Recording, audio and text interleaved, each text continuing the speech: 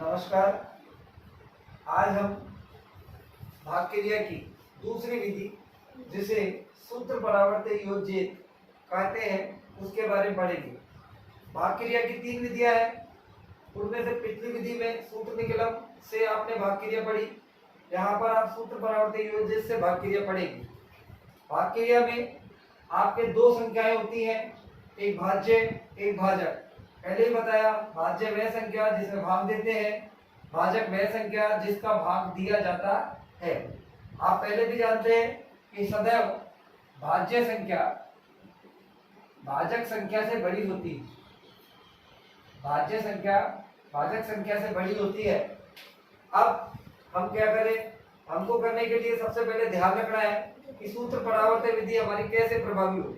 सूत्र परावर्तित विधि प्रभावी बनाए उसके लिए हमको ध्यान रखना है कि यदि भाजक संख्या के अंक 5 से छोटे हैं, यदि भाजक संख्या के अंक 5 से छोटे हैं तो वहां पर आपकी सूत्र परावर्तित योजित विधि प्रभावी रूप से कार्य करती है।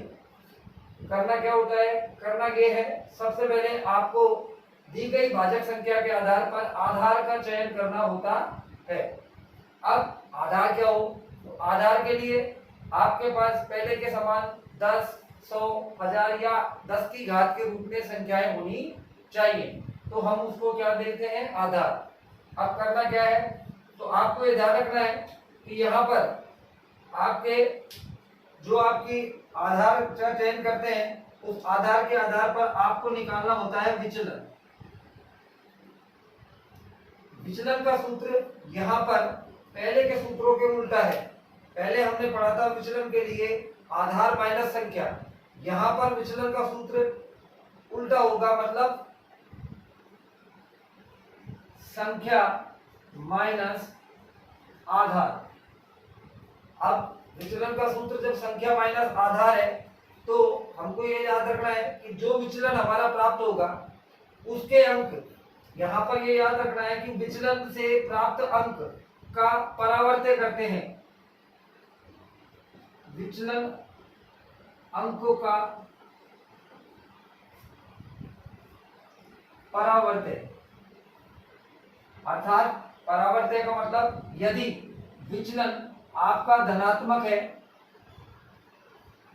यदि विचलन आपका धनात्मक है तो उसे हम ऋणात्मक करेंगे, और यदि विचलन आपका ऋणात्मक है तो उसको परावर्तित करेंगे, यानी कि धनात्मक करेंगे। ठीक है, याद रखने की बात है ये, विचलन का हम परावर्तित करते हैं, अर्थात प्लस का माइनस कर देते हैं। विचलन प्लस में है तो माइनस में, और माइनस में है तो प्लस में। तत्पश्चात हम वही पहले के समान सूत्र परावर्तित करें, समान दो खड़ी और एक आड़ी रेखा खींचते हैं, 3 खंड बनते हैं। पहले खंड में ऊपर संख्या, बीच में विचलन, और तीसरे खंड पर तीसरे पे परावर्तित अंक उतारते हैं। तृतीय खंड में उतने ही अंक लिए जाते हैं जितनी आधार में शून्य होती है, और वो संख्या आपको भाज्य संख्या से लेनी होती है। शेष बची भाज्य संख्या के अंक को हम मध्य खंड में व्यवस्थित करते हैं, और फिर भाग क्रिया के दौरान आप जो हल करते हैं तो यहाँ पर आपके मध्य खंड में नीचे भागफल और यहाँ आपका शेषफल प्राप्त होता है। ठीक है, अब जो मैंने आपको बताया उसके अकॉर्डिंग आप सवाल करेंगे। तो सवाल के लिए जैसे आपके पास कोई संख्या ले ली हमने,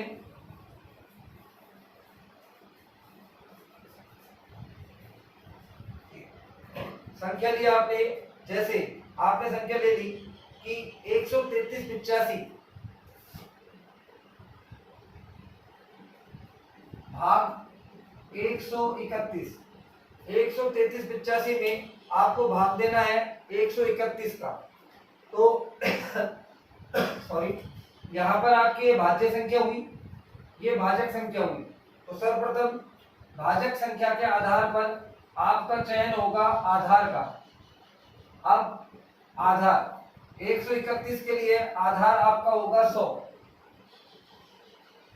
आधार 100 प्राप्त हुआ तो मैंने आपको बताया आधार के बाद आपको विचलन निकालना है और विचलन का सूत्र होगा संख्या माइनस आधार।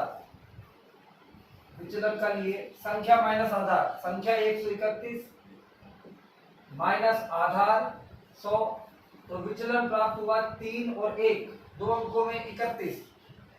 ठीक है, अब क्योंकि 2 अंकों में है तो आपको जीरो लगाने की आवश्यकता नहीं है। फिर मैंने आपको बताया कि आपका विचलन अगर प्लस में है तो ऋणात्मक, और ऋणात्मक है तो धनात्मक करके आप क्या करते हैं, विचलन का परावर्त्य करते हैं और परावर्त्य अंक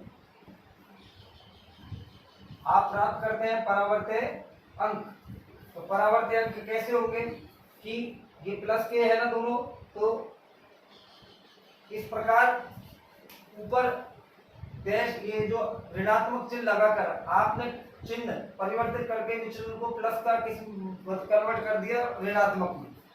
अब भाग क्रिया कैसे करेंगे, तो भाग क्रिया के लिए 2 खड़ी रेखा, 1 आड़ी रेखा खींचेंगे। ऊपर आपको बताया संख्या, तो संख्या आपकी 131, दूसरे नंबर पर आपका विचलन वो प्लस का 31 और फिर परावर्त्य अंक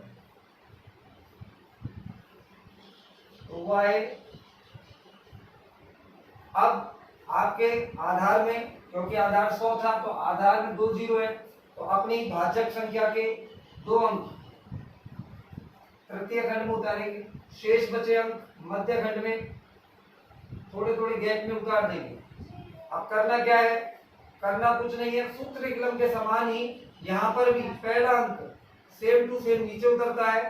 अब आपको जो भागफल के अंक हैं उन भागफल के अंक को परावर्त्य अंकों से गुणा करके अंक दी गई संख्या जो अपनी संख्या व्यवस्थित किए हैं उनके नीचे उतारेंगे। तो 1 को -3 से किया तो -3, 1 को -1 से किया तो -1। अब 2 अंक थे, दोनों गुणा कर दिए, यहाँ पर कुछ नहीं बचा तो ये खाली। अब दूसरी बार में 3 और इसके नीचे -3, तो 3 - 3 करे तो आया 0। अब आपका दूसरा अंक आया, तो जैसे पहला अंक आया था अब दूसरा अंक आया, तो दूसरे अंक को गुणा करेंगे तो 0 को -3 से किया तो 0, 0 को -1 से किया तो 0 गुणा -1 भी 0। अब ये स्थान फिर भी खाली रह गया। अब तीसरी बार जब आप देखेंगे तो तीसरे लाइन उतारने पर 3 - 1 तो आपको उतर के आएगा 2। अब जैसे 0 आया था तो हमने गुणा किया, अब 2 आया तो 2 को -3 से करेंगे, 2 3 6, 2 - 1 यानी कि 2 गुणा -1 करेंगे तो -2, क्योंकि प्रत्येक अंक के नीचे अंक आ गया तो हमारी भाग क्रिया भी पूर्ण हुई। अब क्या करेंगे, तो 5 - 2, 5 - 2 करेंगे तो कितना आएगा 3, 8 - 6 तो कितना आया 2। तो यहाँ पर आपके मध्य खंड में 102 और तृतीय खंड में प्राप्त हुआ 123। तो आपका यहाँ भागफल 102 और शेषफल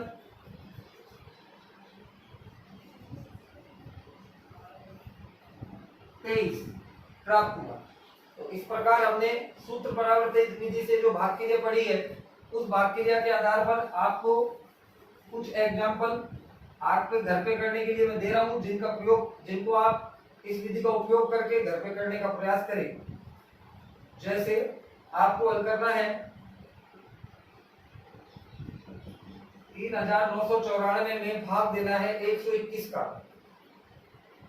या आपको 1234 में भाग देना है 112। इस प्रकार इन दोनों प्रश्नों को आप दी गई विधि के आधार पर हल करें और इस वीडियो को लाइक करें और सब्सक्राइब करें। और आगे की वीडियो के लिए आगे की वीडियो में हम आपको तीसरी विधि भाग की जो कि है ध्वजांक विधि, वो बहुत महत्वपूर्ण विधि है, उसके बारे में पढ़ाएंगे। तब तक के लिए आप अपने घर पर पढ़ाई करते रहें। धन्यवाद।